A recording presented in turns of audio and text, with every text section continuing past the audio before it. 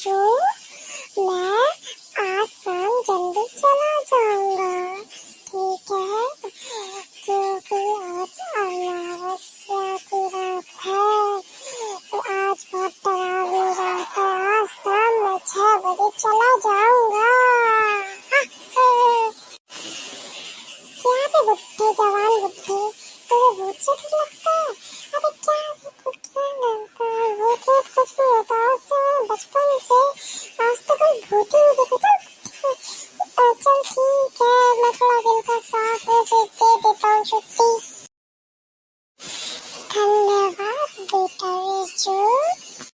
हाँ चल ठीक है बुड्ढे, ज्यादा मतलब कि धन्यवाद मत दे, वरना शाम तक यहीं पे रोक लूंगा तुझे मैं।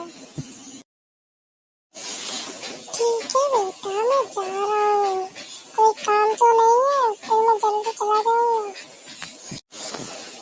चल बुड्ढे चल, जल्दी घर भाग यहाँ से, वरना रोक लूंगा। मुझे तुझसे क्या काम, जवान बुड्ढा भूतों से डरता है। चल जा घर पे, आराम से भूतों से थोड़ा बंद करके बैठी हो, ठीक है? डरपोक कहीं का। नाम तो अच्छा है, रामू काका। राम जी तो किसी से डरते नहीं थे, फिर भी बुड्ढे क्या तो डरता है यार। भाई चलो जल्दी से घर पहुंच जाता हूँ, पता नहीं क्या हो रही है, भूत आ जाएगा, भागो। साला वो था कहीं